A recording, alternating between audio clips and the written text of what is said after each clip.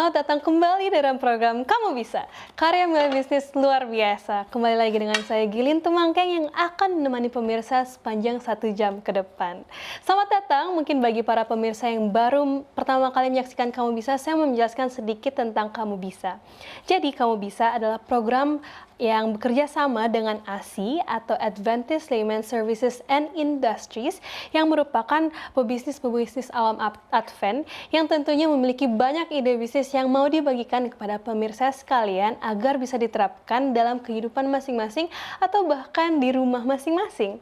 Untuk itu kami mengadakan program ini supaya pemirsa sekalian bisa berkembang dalam ide bisnisnya atau mendapatkan ide bisnis. Nah, untuk itu setiap malamnya kita akan membahas banyak topik-topik menarik dari para narasumber ahli dan juga praktisi. Di mana pada malam hari ini kita akan membahas tentang tahu-tahu cuan, peluang usaha dari si putih lembut. Nah, malam hari ini kita kedatangan 2 narasumber praktisi, yaitu dari Bapak Agus Prawoto dan juga Bapak Joseph Bong. Untuk itu saya mau menyapa terlebih dahulu kepada Bapak Agus Prawoto. Selamat malam Pak Agus. Selamat malam. Selamat malam. Baik, kemudian saya mau menyapa juga Pak Joseph Bong. Selamat malam Pak Joseph. Selamat malam. Apakah suara saya terdengar? Baik, mungkin sedang ada gangguan. Untuk itu kita akan lanjut terlebih dahulu. Nanti kita akan berbincang-bincang lagi dengan Pak Joseph. Di sini ada narasumber ahli yang biasa kita lihat, yaitu Dr. Titin Sulastri. Selamat malam, Dr. Titin. Selamat malam Kak Gil. Selamat malam para pemirsa Kamu Bisa dimanapun berada. Juga para narasumber praktisi dan narasumber ahli. Selamat malam, selamat bertemu kembali di acara Kamu Bisa pada malam hari ini. Selamat malam. Berikutnya kepada Dr. Ruben Suitono. Selamat malam Pak Ruben. Halo, selamat malam Mbak Gel, selamat malam para narasumber praktisi dan narasumber ahli. Demikian juga para pemirsa Kamu Bisa dimanapun Anda berada. Salam sehat selalu. Salam sehat. Dan terakhir, Bapak Profesor Insinyur Daniel Saputra. Selamat malam Pak Daniel.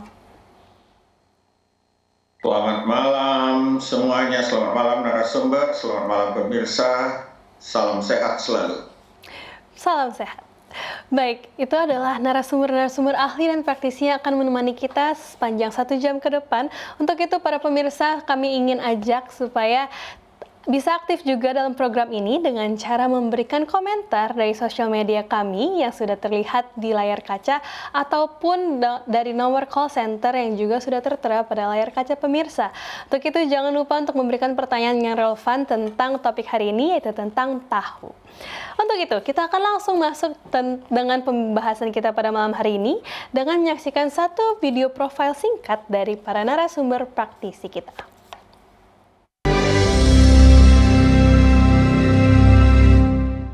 Halo, selamat malam pemirsa Hub Channel dimanapun berada.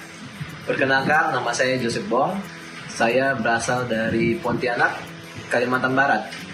Pada saat ini, saya aktif sebagai seorang perawat di salah satu klinik yang ada di kota Pontianak. Sambil saya membuka peluang usaha, yaitu pabrik tahu yang saya beri nama Tahu Sehat 889.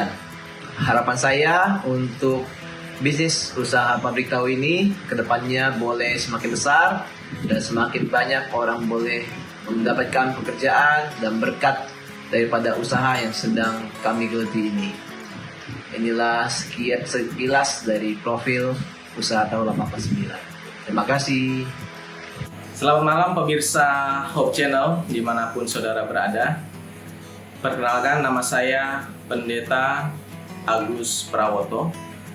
Saya berasal dari Surabaya dan saat ini saya berdomisili di kota Pontianak sebagai gembala jemaat di Setiabudi. Ketika saya melihat keadaan jemaat, saya memiliki kerinduan untuk belajar bagaimana membuat tahu. Sehingga saya mulai menanyakan kepada orang-orang siapa yang mau untuk saya ajari buat tahu dengan tujuan untuk meningkatkan ekonomi jemaat yang kehilangan pekerjaan di masa-masa sulit saat ini. Harapan saya, biarlah ketika saya mengajarkan tahu ini kepada setiap orang, mereka dapat merasakan berkatnya dan ekonomi mereka pun akan meningkat. Terima kasih, Tuhan berkati.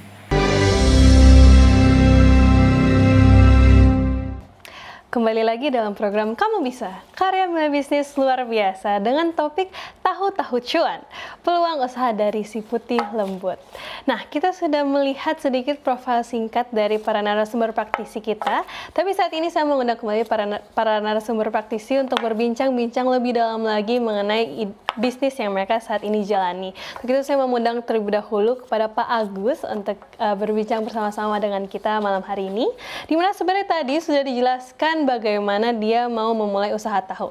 Tapi mungkin ada beberapa pemirsa yang baru join, untuk itu saya meminta kembali Pak Agus untuk menjelaskan secara singkat bagaimana Bapak tertarik untuk memulai usaha tahu dan boleh ceritakan latar belakangnya.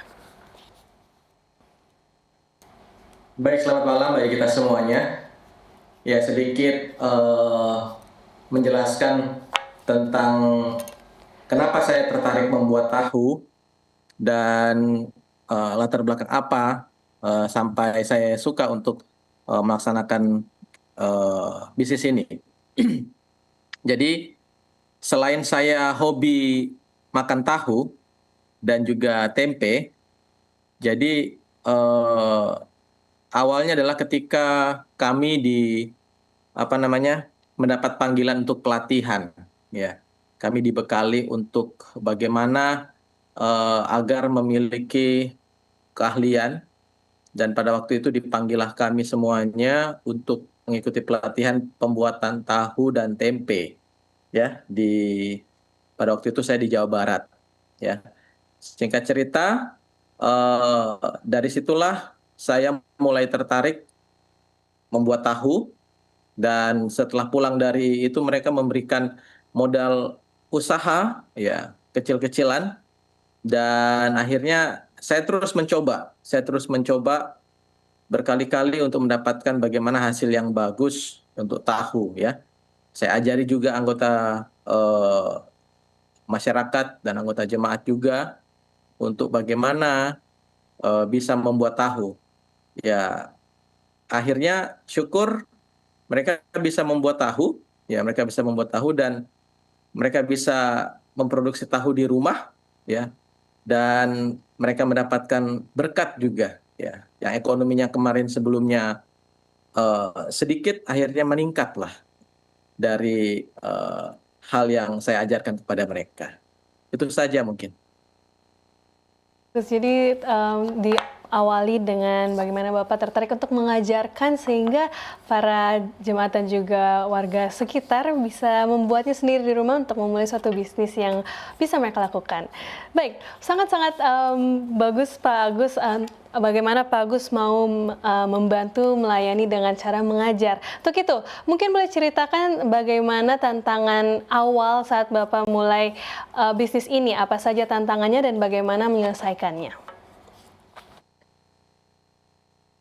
Ya, sebenarnya kalau kami memang nggak boleh berbisnis, ya. Jadi saya mengajari jemaat dan masyarakat. Jadi tantangan yang awal adalah ya bagaimana membuat tahu yang baik dan enak, itu aja. Karena ketika kami pelatihan, ketika kami dilepas, ya pastinya nggak langsung jadi. Ada proses-proses yang terlewatkan atau lupa atau bagaimana sehingga nggak jadi itu tahu, tidak mendapatkan hasil yang baik. Kemudian selain itu juga yang saya dapatkan tantangan dari usaha ini adalah bagaimana mencari konsumen, ya, konsumen. Karena kita ketahui bersama di daerah Jawa Barat khususnya Bandung itu banyak pengusaha tahu, banyak tahu tempe banyak. Jadi bagaimana mau mencari konsumen pelanggan itu awalnya memang sulit karena banyak pesaingnya, ya, banyak saingannya. Jadi itu aja mungkin yang saya pikirkan ketika masalah-masalah awal ya, karena masih taraf kecil ya, taraf kecil. Kalau soal bahan banyak gitu. Dan untuk alat-alat, kebetulan di Bandung juga banyak pengusaha tahu, jadi kita bisa dapatkan. Itu aja mungkin yang bisa saya share. Baik, terima kasih Pak Agus. Jadi kalau saya lihat memang tidak langsung jadi ya, pasti banyak trial and error-nya. Dan kemudian untuk mencari konsumen itu juga susah, tapi sebenarnya bila kita mulai perlahan-lahan dengan mungkin sosialisasi, akan banyak yang tertarik. Terima kasih Pak Agus. Berikutnya saya akan mengundang para narasumber ahli. Di sini saya mengundang terlebih dahulu kepada Ibu Titin untuk membantu menjawab pertanyaan yang saya miliki. Di mana pertanyaan saya adalah apa gizi utama yang terdapat dalam tahu? Baik, terima kasih Kak Gel untuk pertanyaannya. Kalau ditanya apa gizi utama yang terdapat di tahu, sudah barang tentu para pemirsa sudah banyak yang tahu jika ya. Kalau tahu itu banyak mengandung protein yang cukup tinggi, khususnya untuk jenis protein nabati yang berasal dari tumbuhan, khususnya kacang kedelai, yang sudah barang tentu bisa menyaingi atau menggantikan dari kandungan protein yang terdapat di daging. Ya, jadi per 100 gram tahu itu kalau kita lihat di DKBM itu daftar komposisi bahan makanan, per 100 gram tahu itu mengandung sekitar 10,9 gram, hampir 11 gram protein. Yang barang tentu kalau kita makannya lebih banyak, tentu kandungan protein yang kita dapati bisa 2 kali lipat, hampir sama mungkin kita kalau makan per 100 gram dari daging ayam, contohnya seperti itu. Tetapi bukan hanya protein saja yang banyak di dalam tahu, asam amino esensial yang terdapat di dalam tahu. Selain itu juga mengandung lemak yang sifatnya tidak jenuh, yang baik untuk kesehatan jantung. Lalu ada karbohidrat, ada mineral, vitamin B kompleks. Ya, walaupun ukurannya ukurannya jumlahnya lebih sedikit, tetapi mengandung riboflavin, niacin, dan tiamin. Jadi tahu juga mengandung namanya isoflavon atau fitoesterogen yang fungsinya sangat baik dan bermanfaat bagi kesehatan. Jadi selain tadi protein, lemak, ada karbohidrat dan beberapa unsur mineral yang sangat bagus untuk tubuh. Nah, terkait itu unsur mineral yang terdapat di dalam kandungan tahu ada kalsium. Ya, kalsiumnya sekitar 223 sampai 500 mg per 100 gram tahu. Yang mana kalsium itu sangat berfungsi untuk pertumbuhan atau kesehatan tulang serta gigi, mencegah osteoporosis. Zat besi yang terkandung di dalam tahu juga membantu untuk pembentukan hemoglobin atau sel-sel darah merah kita dan juga membantu mencegah anemia. Selain zat besi, kalsium ada juga magnesium. Jadi memang magnesium juga penting dan punya peranan penting di tubuh kita, khususnya untuk membantu sintesa protein yang ada di tubuh kita dan mengatur beberapa fungsi saraf yang ada di tubuh kita. Selain magnesium ada lagi fosfor nih, Mbak Gel. Fosfor itu membantu untuk membangun tulang serta membuat gigi kita lebih kuat. Dan kandungan zinc, seng, ya ada juga sedikit tembaga dan selenium yang berfungsi sebagai antioksidan, membantu proses khususnya kekebalan di tubuh kita. Jadi memang kekayaan kandungan yang ada di dalam tahu itu sudah barang tentu membantu untuk kesehatan tubuh kita. Begitu Kak Gel. Baik, terima kasih banyak Bu Titin untuk penjelasannya begitu detail. Jadi baik sekali sebenarnya kandungan yang bisa kita dapat dari tahu. Untuk itu banyak vegan dan juga vegetarian yang suka menggunakan tahu sebagai sumber protein mereka. Nah, untuk itu Bu Titin, saya masih mau melanjutkan satu pertanyaan lagi, di mana di sini ada pertanyaan tentang bagaimana tahu sering dikaitkan dengan rendah kolesterol. Apakah itu benar? Dikatakan apakah rendah kolesterol tahu ini, tergantung juga pengolahan ya. Kalau tahunya sekarang ini lagi ngetren kalau di Bandung, karena di Bandung banyak sekali tahu, ada rumah makan ya, rumah makan orang Taiwan yang buat, jadi dia tuh tahunya tuh direbus, dikasih bawang putih tuh rasanya enak. Sudah pasti dia tidak akan mengandung minyak yang dari kalau dia digoreng. Tetapi secara keseluruhan ya, tahu itu memang makanan yang dianggap sebagai rendah kolesterol. Dan ini sering direkomendasikan karena memang selain itu tadi ya yang ada kandungan fitoestrogennya ini yang alami yang ada di tahu ini yang membantu justru untuk menjaga kolesterol kita di dalam tubuh kita. Ya, selain itu di tahu juga mengandung serat yang larut yang namanya senyawa fitosterol. Dan ini memang bisa membantu untuk menurunkan LDL kita atau kolesterol yang jahat di tubuh kita. Nah, beberapa ya isoflavon yang terdapat di kacang kedelai punya fungsi yang khusus untuk menurunkan kolesterol atau LDL. Selain itu mendukung juga untuk kesehatan jantung kita. Dengan kata lain, dengan kita mengkonsumsi tahu tentunya dengan olahan-olahan yang baik ya. Bisa direbus, bisa dibikin pepes tahu. Itu bisa membantu untuk menaikkan HDL kita atau kolesterol yang baik di dalam tubuh kita sehingga membantu untuk menurunkan risiko penyakit kardiovaskular. Tetapi ingat nih, cara pengolahan juga penting. Kadang kalau bikin pepes tahu, kalau mau enak nanti ditambahin telur kan gitu ya. Sudah belum tentu telurnya itu kolesterolnya berasal dari telur. Gitu. Jadi memang cara pengolahan berpengaruh. Walaupun secara garis besar mengkonsumsi tahu itu baik untuk tubuh kita dan bisa menjaga kolesterol kita. Begitu, Kak Gil. Baik, terima kasih Bu Titin. Jadi sebenarnya secara garis besar itu tergantung lagi dengan cara proses atau pembuatan tahu kita di rumah masing-masing ya. Karena tentu dengan cara pembuatan yang salah juga maka khasiat-khasiatnya juga jadi sia-sia. Baik, terima kasih Bu Titin. Kita akan lanjut ke Pak Ruben, di mana saya ingin bertanya bagaimana tahu bisa menjadi alternatif protein di tengah mahalnya harga daging? Oke, selamat malam Mbak Gil. Nah, bagaimana tahu bisa menjadi alternatif protein ya di tengah mahalnya daging? Nah, tentu saja dimulai dengan komposisi dari tahu, ya khususnya tahu yang bersumber dari kacang kedelai. Nah, ternyata dalam proses pembuatan tahu ada terjadi perubahan dari protein yang ada terkandung di kacang kedelai berubah menjadi protein-protein yang di tahu itu sendiri. Kenapa? Karena proses pembuatannya itu sendiri kan melibatkan banyak hal ya, perendaman, perebusan, terus pembuangan ampas dan lain sebagainya. Nah, ini akan mempengaruhi kandungan nutrisinya. Nah, kalau kita bicara bagaimana tahu bisa menjadi alternatif protein, ya kita jangan hanya melihat dari komposisi yang ada di kedelai saja, tetapi dari tahu itu sendiri.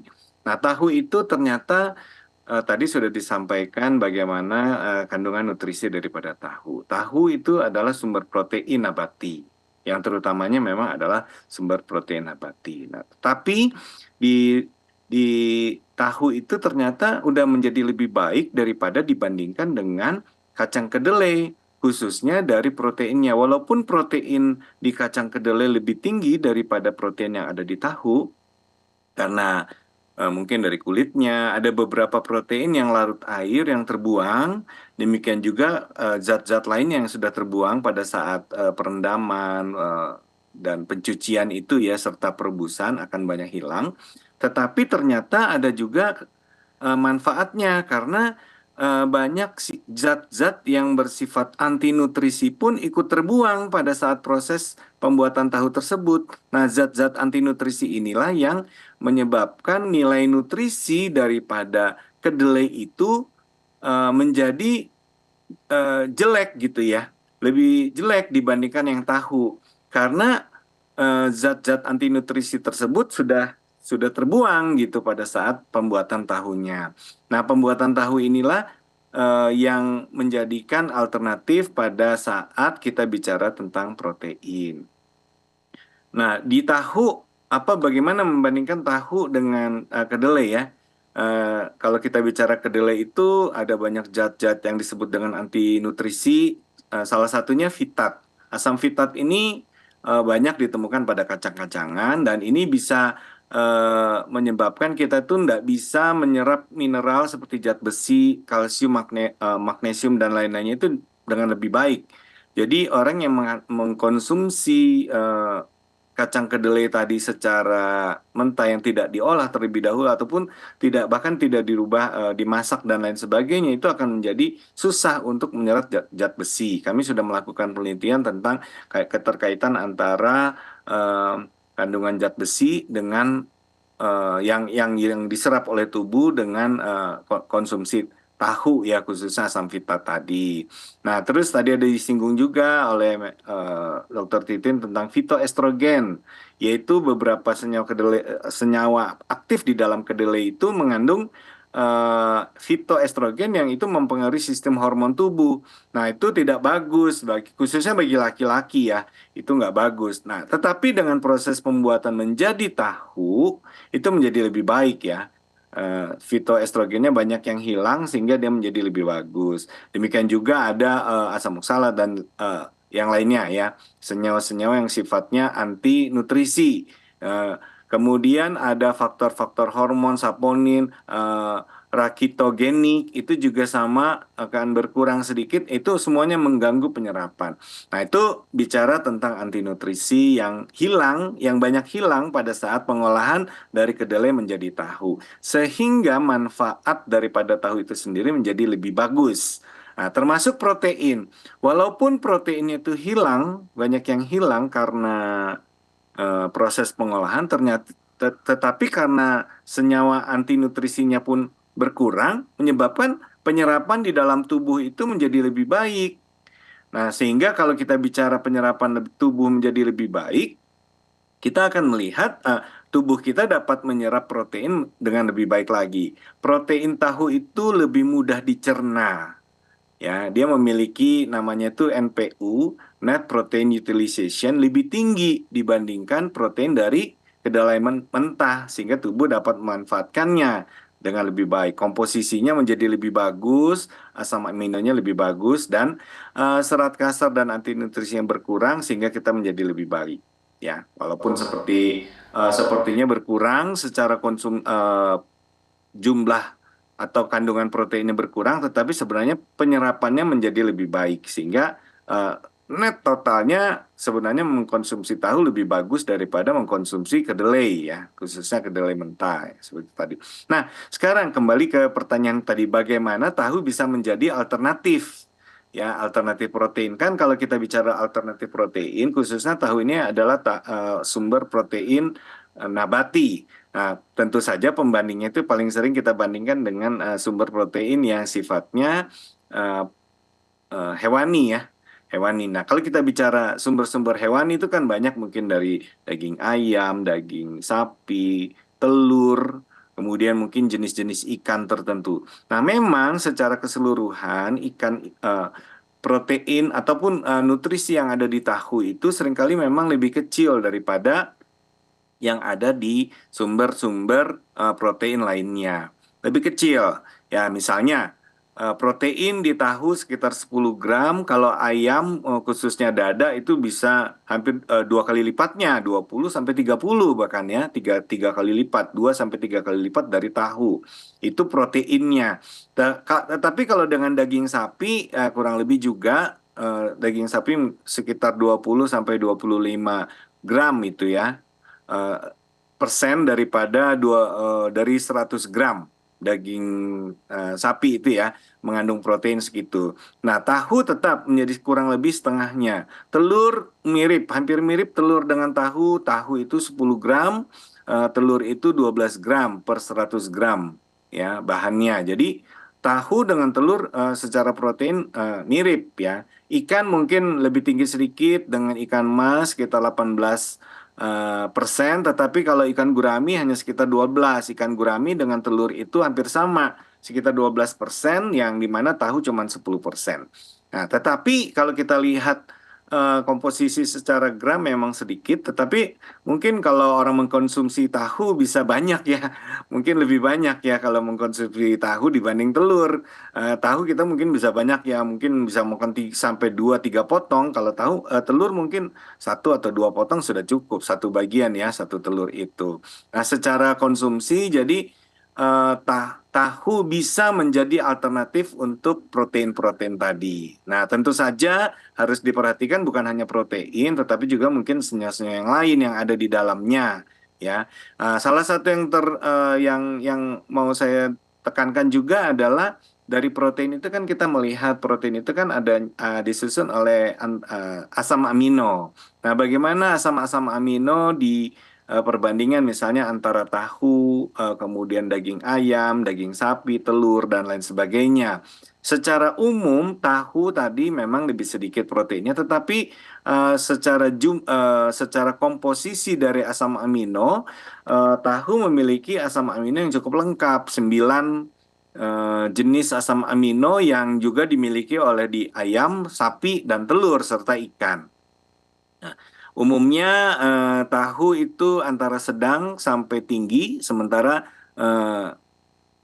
daging-daging dan telur yang lain memiliki asam-asam amino yang lebih tinggi jumlahnya. Tetapi tidak apa-apa, tadi kembali tahu itu sangat mudah dicerna, sangat mudah diserap protein-proteinnya menyebabkan kandungan protein di dalam tahu tadi walaupun mungkin lebih sedikit tetapi karena mudah dicerna oleh tubuh sehingga di dalam tubuhnya dia akan menjadi lebih bagus juga, ya, lebih bagus juga kandungan-kandungan protein, asam amino dan beberapa zat lainnya.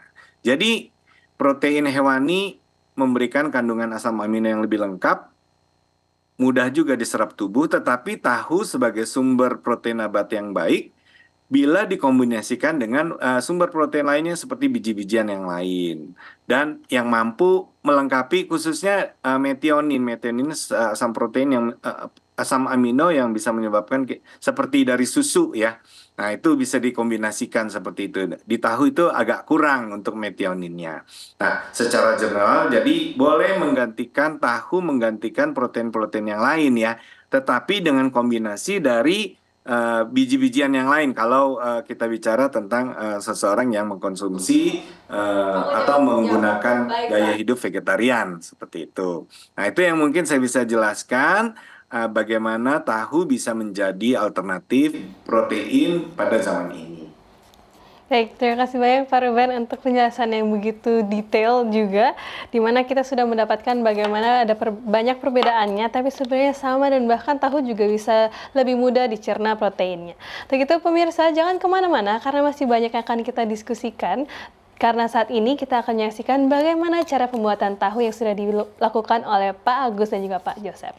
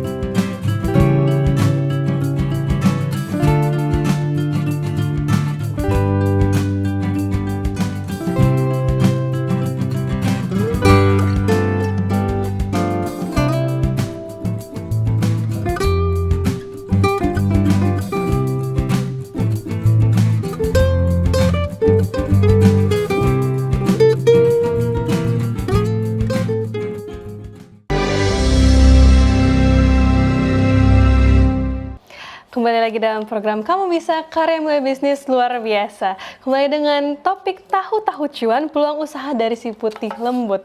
Untuk itu kita akan mengundang kembali Pak Joseph untuk berbincang-bincang bersama-sama dengan kita untuk menjawab pertanyaan yang ada di sini.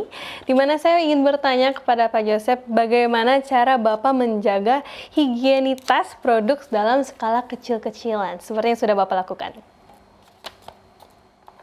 Ya, salam, terima kasih Mbak Gaya pertanyaannya. Jadi bicara masalah higienis memang itu salah satu slogan daripada produk kami, yaitu dibuat atau diproses secara higienis. Jadi salah satu concern kami memang menjaga akan higien daripada produk kami. Jadi beberapa tahap yang kami lakukan untuk menjaga, tentunya kami akan memastikan perlengkapan atau peralatan yang digunakan dalam keadaan bersih, termasuk bahan baku, di mana dalam hal ini adalah kedelai. Memang kita cuci dengan bersih di air yang mengalir. Dan yang kedua yang tidak kalah penting yaitu kami menggunakan air kemasan isi ulang, di mana kita tahu bahwa proses pembuatan tahu ini sangat-sangat membutuhkan banyak air. Ketika air yang kita gunakan adalah air yang bersih, maka kualitas tahu yang kita hasilkan pun terjamin kebersihannya dan juga menjadi tahu yang enak dan tahan lama. Kemudian hal berikutnya yang kami lakukan adalah menyimpan tahu yang sudah jadi di wadah yang bersih dan juga lingkungan yang bersih dan dingin, sehingga tahu selalu fresh. Kemudian yang terakhir, kami juga memastikan bahwa perlengkapan atau peralatan yang kami gunakan kami cuci bersih kembali sehingga pada produksi berikutnya sudah dalam keadaan bersih. Mungkin itu beberapa hal yang kami jaga dalam menjaga higienitas dari produk tahu yang kami buat. Baik, terima kasih Pak Joseph. Jadi saya bisa lihat bagaimana alat, bahan, bahkan lingkungan juga kita harus jaga supaya produk yang kita hasilkan tetap bersih. Terima kasih Pak Joseph. Baik, kita lanjut kepada Niel. Di sini saya ingin bertanya, bagaimana kita sebagai para pebisnis tahu bisa membuat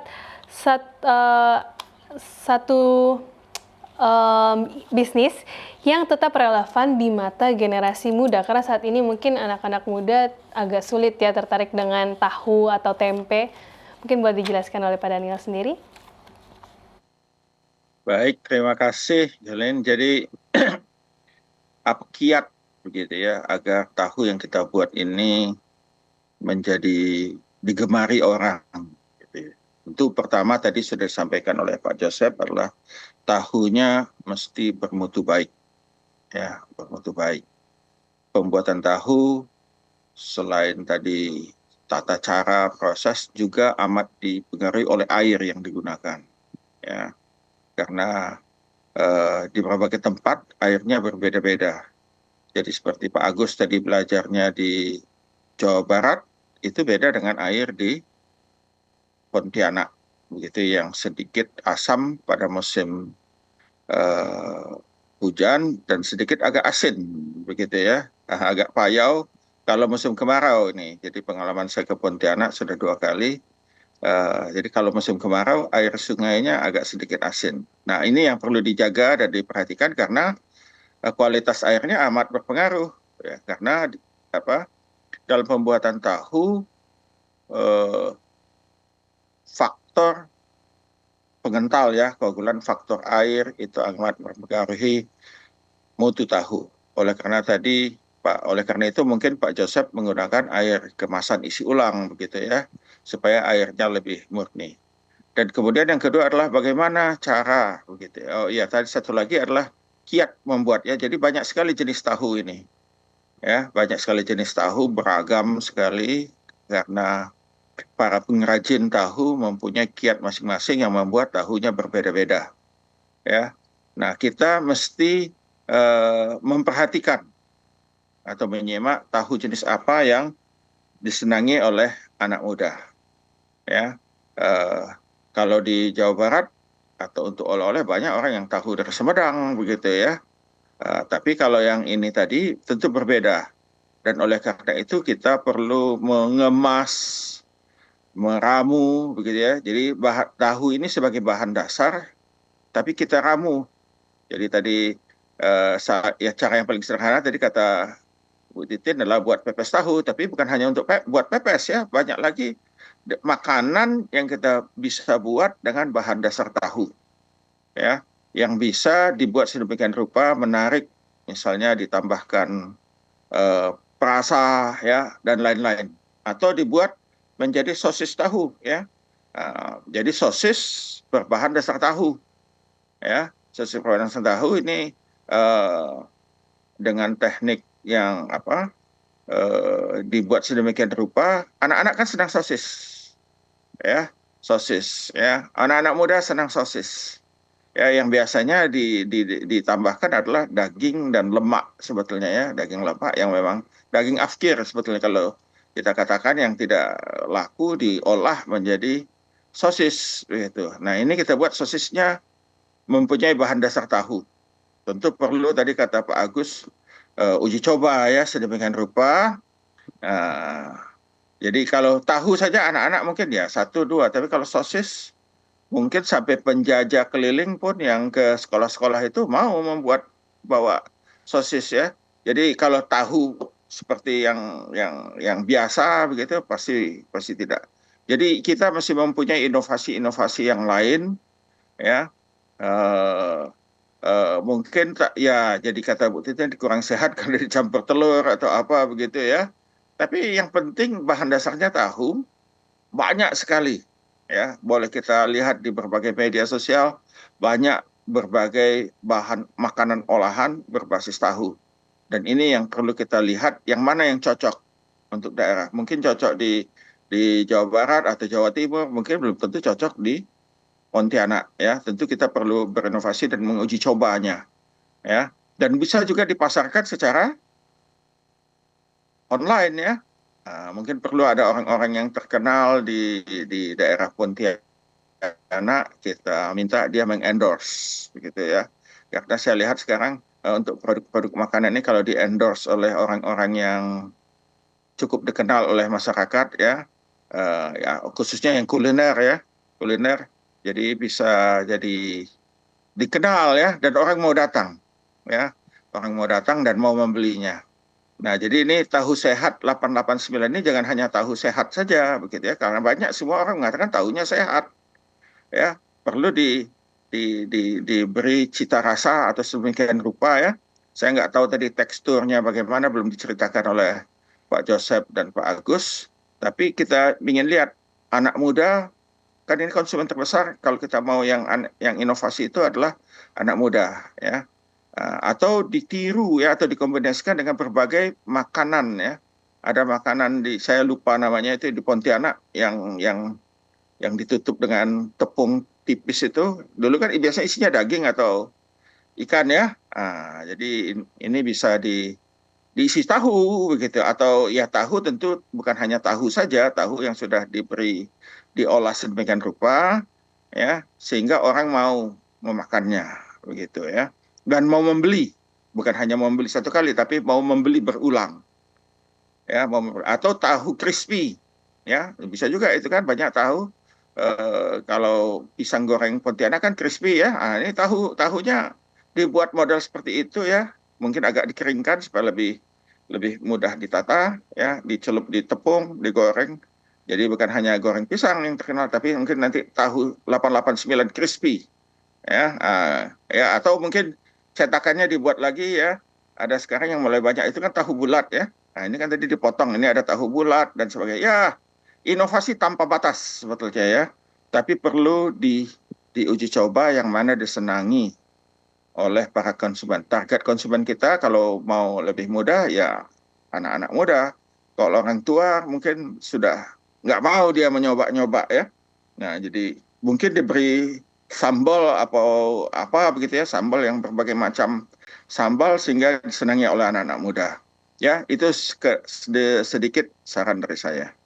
Baik, terima kasih banyak Pak Daniel untuk sarannya. Jadi, apa yang bisa kita lakukan untuk menarik minat atau ketertarikan anak muda itu dengan membuat inovasi-inovasi baru. Tadi ada yang sudah disebutkan, yaitu sosis, ataupun tahu crispy, mungkin ada juga tahu yang ada rasa, atau lain-lainnya itu bisa dilakukan bagi mungkin para pemirsa yang mau memikat hati para anak muda zaman sekarang. Nah, untuk itu saya mau kembali lagi ke Pak Joseph. Mohon maaf Pak Agus untuk bertanya satu pertanyaan, di mana saya ingin mengetahui bagaimana cara Bapak menjaga konsistensi rasa dan kualitas tahu yang Bapak sudah buat.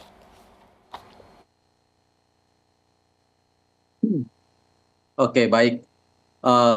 Jadi saya belajar dari pengalaman ya, belajar dari pengalaman ketika awal. Seperti saya katakan tadi bahwa eh, saya mencoba beberapa kali ya untuk mendapatkan rasa yang tepat ya. Karena ketika saya merasakan tahu yang pertama kali di Bandung itu saya pikir sudah enak ya, sudah enak. Dan saya coba berkali-kali ya ketika saya ke Pontianak ini, maka eh, saya dengan Joseph memulai ya bagaimana menjaga konsistensi rasa ya, kualitas tahu. Akhirnya ya saya mendapatkan yang tahu yang enak lah ya, karena saya sama Joseph sama-sama penggemar tahu pada dasarnya, satu keluarga penggemar tahu. Jadi kami bisa merasakan, oh ini pas, ini terlalu asam, jadi kurang ini, tambah ini, gitu kan, untuk sampai sekarang mendapatkan cita rasa yang pas bagi kami. Dan satu lagi yaitu ya seperti yang dikatakan sama Joseph bahwa lingkungan ya, menjaga lingkungan tetap bersih itu sangat penting memang, karena saya juga bersama Joseph juga mengunjungi mengunjungi beberapa tempat pembuatan tahu ya, masih masih tradisional dan cukup kurang meyakinkan lah kebersihannya bagi kami. Saya lihat baik di Bandung maupun di Pontianak. Jadi kebersihan itulah yang memang harus kami jaga untuk mendapatkan konsistensi rasa. Seperti dikatakan tadi, Joseph, kami menggunakan air isi ulang ya, air gunung isi ulang. Jadi itulah yang kami lakukan, kami buat untuk sampai mendapatkan rasa yang pas lah, rasa yang pas di lidah masyarakat. Ya, satu cerita, ya ada beberapa teman anak yang awalnya nggak suka tahu, tapi ketika merasakan tahu kami 889, oh jadi tertarik dia. Ya syukur, syukur. Jadi awalnya nggak suka jadi suka. Jadi ya kami terus membuat inovasi menjaga agar tetap memiliki rasa yang sama. Itu aja. Ya. Terima kasih Pak Agus untuk sharing-sharing yang sudah dibagikan. Jadi memang harus ada trial and error, kemudian kita harus menjaga tetap kebersihan lingkungan dan juga bahan dan alat yang kita gunakan supaya tetap terjaga konsistensinya. Terima kasih Pak Agus. Selanjutnya saya mau bertanya kepada Pak Joseph, di mana di sini pertanyaan saya adalah bagaimana cara Bapak memilih bahan baku atau kedelai yang baik, dan juga apakah cara pembuatannya mudah atau sulit, karena mungkin kalau kita lihat ada beberapa bahan yang mungkin alat yang mungkin tidak bisa kita beli secara langsung online atau bagaimana, dan apakah ada alat-alat canggih lain yang mungkin harus kita gunakan. Mungkin boleh sharing dari Pak Joseph sendiri. Ya, terima kasih Mbak Gael. Jadi memang memilih kedelai atau bahan baku utama ini adalah suatu yang sangat penting, saya rasa, dalam proses pembuatan tahu, karena itu sangat mempengaruhi tekstur dan juga kualitas tahu yang kita hasilkan nantinya. Jadi awal-awal, karena di mana-mana ya, kalau pedagang kita tanya gimana kacangnya, pasti dibilang ini kacang yang terbaik, kacang yang paling bagus. Jadi sudah beberapa kali kami membeli kacang, mungkin ada 5 jenis di tempat yang berbeda, dengan tadi dibilang ini yang paling bagus. Setelah kami pakai, kami gunakan, nah kami jatuh hati pada satu produk atau satu brand, saya tidak mau sebutkan namanya. Nah, kalau saya lihat ini bentuknya memang dia harus fresh, keras, tidak lembek, kemudian warnanya juga tidak gelap, tidak hitam, warnanya ya krem-krem begitulah. Kemudian untuk kemasan juga dia harus lebih kering dan tidak bercampur dengan kotoran-kotoran lainnya, dan yang terutama tidak berbau. Artinya kadang ada kedelai yang sudah lama atau yang berjamur yang agak-agak bau tengik. Jadi kita memilih bahan-bahan ini agar kualitas tahu yang kita gunakan juga akan bagus yang kita akan produksi. Begitu sekilas untuk memilih bahan baku. Terus untuk ribet atau susah enggak atau menggunakan alat yang modern atau canggih, Jadi tergantung skalanya. Kalau kita skala kecil, menengah, mungkin saya rasa tidak memerlukan peralatan yang begitu canggih. Peralatan sederhana pun bisa kita gunakan. Dan untuk ribet tidak ribetnya, dibilang ribet tidak juga, dibilang gampang tidak juga. Jadi sedang-sedang.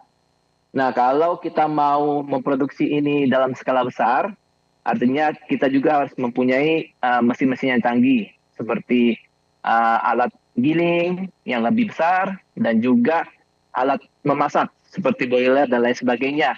Ini sangat penting. Kenapa? Karena di saat kita memproduksi banyak, maka kita harus mengefisien waktu produksi. Dan juga tentunya alat-alat ini dapat membantu kita untuk mendapatkan keuntungan yang lebih besar. Karena alat-alat ini bisa mengefisiensi biaya operasional. Sehingga hasil yang didapat lebih banyak, waktunya lebih cepat, dan juga operasional lebih sedikit. Artinya peralatan perlengkapan yang canggih dibutuhkan juga ketika kita mau ekspansi bisnis ini ke arah yang lebih luas atau besar. Jadi begitu Mbak Gel. Baik, terima kasih banyak Pak Joseph untuk penjelasannya. Jadi memang kalau mau diekspansi baru kita harus membeli bahan-bahan canggih supaya efisiensi waktu. Namun bila memulai dari rumah bisa menggunakan alat-alat yang sederhana. Baik, selanjutnya saya mau kembali ke Pak Daniel. Jadi tadi Pak Daniel, mohon maaf Bu Titin. Jadi tadi kita sudah mendengar bagaimana Pak Daniel menjelaskan bagaimana tahu itu bisa dikembangkan dan diinovasikan.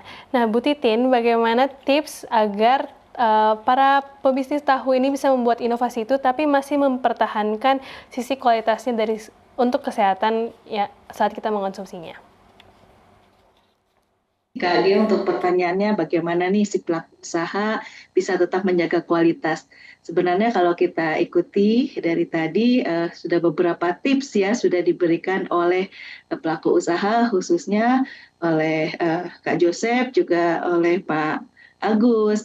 Di mana mulai dari tahap produksinya tadi sempat disampaikan, kemudian kita sempat menonton bagaimana metode penggilingan kedelainya, proses perebusannya, kemudian pemisahkan dengan air, proses penirisan sampai dengan pencetakan, di mana proses produksi dari awal ini bertujuan sebenarnya untuk meminimalkan bagaimana risiko dari kontaminasi dari mikroba atau kontaminasi secara fisik. Nah, selain itu tadi saya lihat juga ini sudah luar biasa ya di prosesnya. Saya perhatikan terus tadi videonya bagaimana usaha tahu 889 ini menjaga kebersihan, ya sanitasi khususnya fasilitas produksi. Jadi ruangan produksinya tadi sudah tersendiri bersih saya lihat ya. Begitu juga dengan lantai dengan kondisi yang cukup baik dan dinding juga ya. Yang proses pembersihan yang rutin itu juga sangat membantu ya. Termasuk nanti penanganan limbahnya nih harus dilakukan secara benar sehingga itu tidak akan menjadi cemaran silang ya antara di dalam proses memproduksi dengan limbahnya. Kemudian tadi saya lihat juga terkait yang perlu diperhatikan adalah mengawasi fasilitas dari sanitasinya, termasuk karyawan yang ikut di dalam produksi. Tadi saya lihat ya proses pemotongan tahu, kemudian pengambilan tahu, mereka juga pakai gloves ya, pakai gloves plastik. Dengan kata lain itu menghindari kontaminasi ya fisik langsung dengan tangan kita, sehingga kalau menggunakan tangan langsung tanpa menggunakan gloves nanti bakteri cepat tumbuh sehingga tahunya sebaik apapun kualitasnya bisa terkontaminasi. Jadi saya lihat itu sudah cukup baik ya. Seperti itu. Jadi penerapan kepada karyawannya ya menggunakan pakaian yang bersih, menggunakan gloves, ya, cuci tangan itu sangat diperlukan. Termasuk penyimpanan bahan baku sehingga ini harus dilatih juga pada karyawan sehingga itu nanti dapat menghasilkan tahu yang berkualitas. Selain tadi bahan bakunya ya, pemilihannya tadi saya lihat Kak Joseph ini luar biasa juga ya, sudah sangat mengetahui kualitas dari si kedelainya yang bagus. Ya dia nggak bau apek, warnanya juga bagus, jadi tingkat kekeringannya bagus, itu pemilihannya sudah bagus sehingga tahu 889 ini makanya dibilang tahu sehat ya dan bermutu sudah barang tentu. Nah, itu mungkin tips-tipsnya, sebagian besar tadi kita sudah lihat di videonya, juga apa yang sudah disampaikan oleh narasumber praktisi, tahap-tahapannya sudah sangat baik sehingga saya yakin tahu ini akan terjamin kualitasnya dan mutunya juga bagus. Begitu Kak Gail. Baik, terima kasih banyak Bu Titin untuk penjelasannya. Jadi yang bisa saya ambil, kita harus menjaga semuanya dari sisi lingkungan, bahkan karyawan, pakaian, limbah, penyimpanan bahan baku, sanitasi lingkungan, dan lain-lain. Semuanya harus diperhatikan agar apa yang kita buat bisa menjadi bersih dan juga sehat. Untuk itu, terima kasih banyak kepada seluruh narasumber ahli dan praktisi, karena saat ini kita akan menyaksikan satu video singkat mengenai UIKB atau Uji Ilmu Kamu Bisa, sambil kita menunggu pertanyaan-pertanyaan yang masuk dari para pemirsa yang menyaksikan. Untuk itu, kita akan langsung saja menyaksikan UIKB.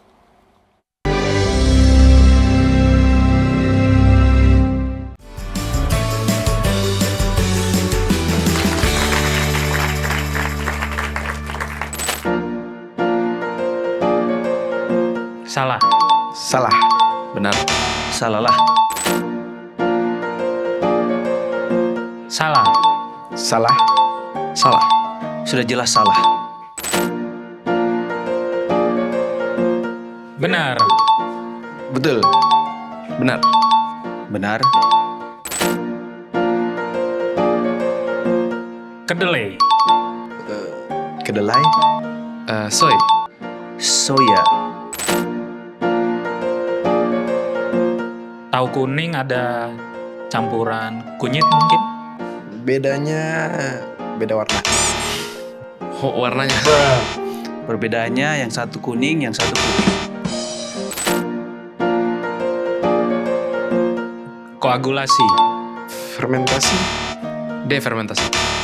Jelaslah koagulasi. Saksikan terus Kamu Bisa. Karya mulia, bisnis luar biasa.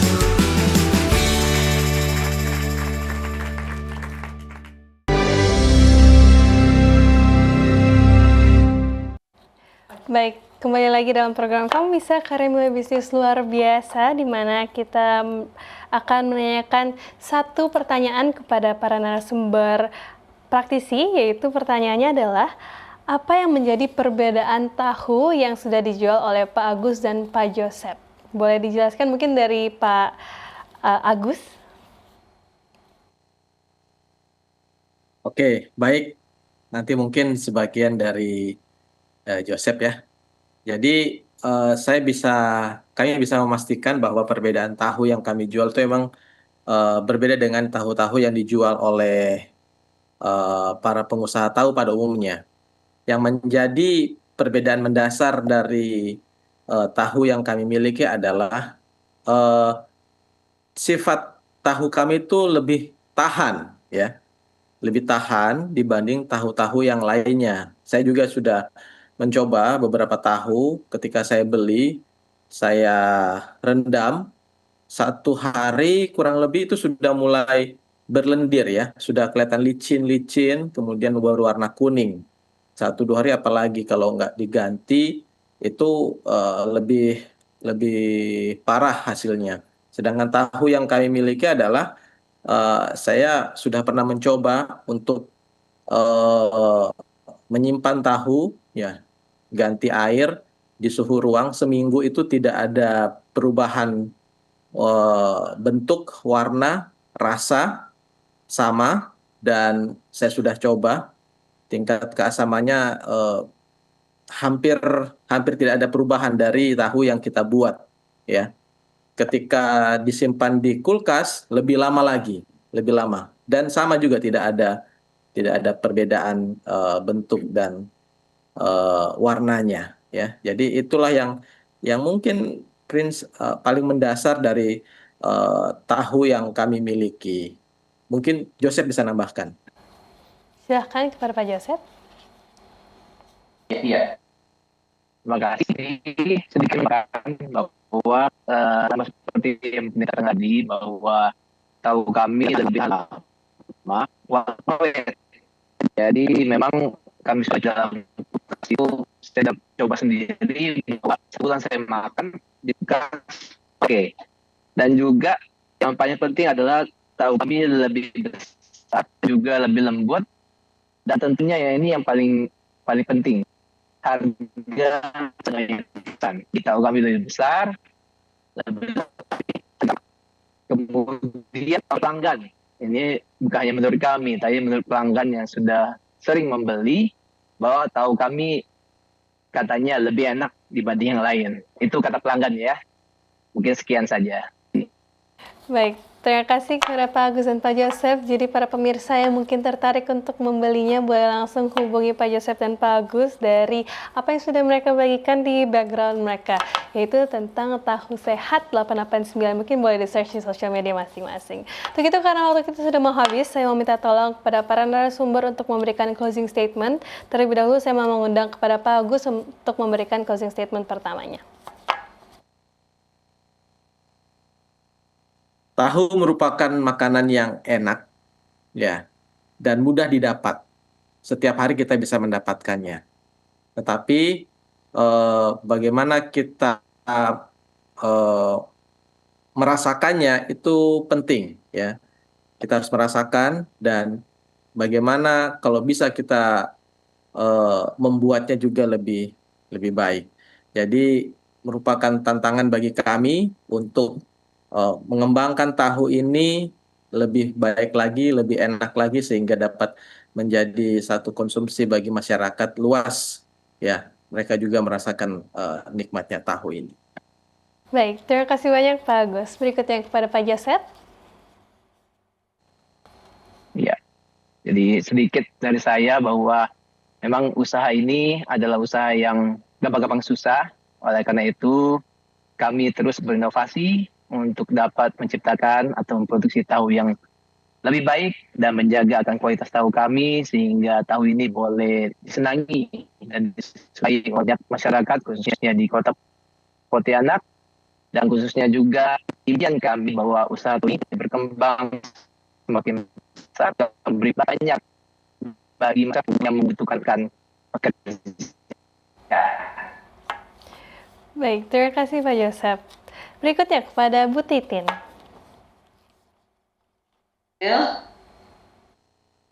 Pergi ke pasar membeli tahu.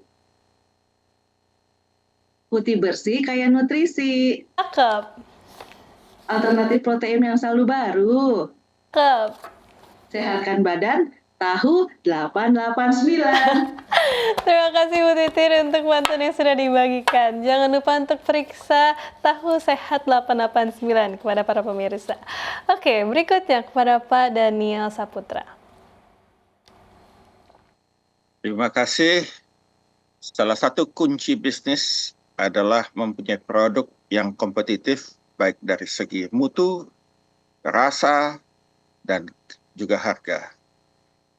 Mutu bersaing, harga lebih murah akan lebih diseringi orang. Tetapi yang jauh lebih penting adalah produknya, produk yang ditawarkan khususnya makanan seperti tahu sehat 889 ya, bergizi baik, higienis, tahan lama tanpa bahan pengawet dan bahan berbahaya lainnya. Kalau Pak Joseph dan Agus bisa, maka para pemirsa juga pasti bisa. Amin. Terima kasih Pak Daniel untuk semangat yang diberikan kepada para pemirsa. Dan terakhir kepada Pak Ruben Suitono. Baik, terima kasih. Tahu bukan hanya sehat dan bergizi, tetapi juga menjadi potensi sebagai pilar penting ketahanan pangan dan gaya hidup sehat masyarakat modern. Di tengah kondisi ekonomi dengan kenaikan harga protein nabati, protein hewani, tahu menjadi solusi yang alternatif untuk mendapatkan protein yang sehat. Sehingga kita akan dapat tetap sehat. Nah, bagi saudara-saudara yang ada di Pontianak, jangan lupa membeli tahu yang sudah diproduksi oleh narasumber kita yang ada di Pontianak, tahu 889. Dan menjadi buat para pemirsa di seluruh tanah air, usaha membuat tahu menjadi kesempatan Anda untuk memperoleh kesejahteraan melalui cuan yang diperoleh. Kamu bisa, karya mulia, bisnis luar biasa melalui pembuatan tahu dimanapun Anda berada. Terima kasih banyak Pak Ruben untuk semangatnya juga kepada para pemirsa. Untuk itu tidak terasa ternyata sudah 1 jam melewat kita bersama-sama mendiskusikan mengenai tahu-tahu atau tahu-tahu cuan peluang usaha dari si putih lembut. Untuk itu para pemirsa jangan lupa untuk selalu saksikan Kamu Bisa setiap hari Selasa di jam yang sama, yaitu pukul 7 sampai 8 waktu Indonesia Barat, di mana kita akan memberikan lebih banyak ide bisnis menarik. Saya mengucapkan baik terima kasih kepada para narasumber ahli dan praktisi yang sudah menemani kita sepanjang 1 jam ini, dan juga kepada para pemirsa yang menyaksikan dengan setianya. Untuk itu kita akan bertemu lagi minggu depan dengan saya Gilin Tumangkeng dan juga para kru. Kami pamit undur diri untuk malam hari ini. Untuk itu Kamu Bisa, karya mulai bisnis luar biasa. Sampai bertemu lagi teman-teman.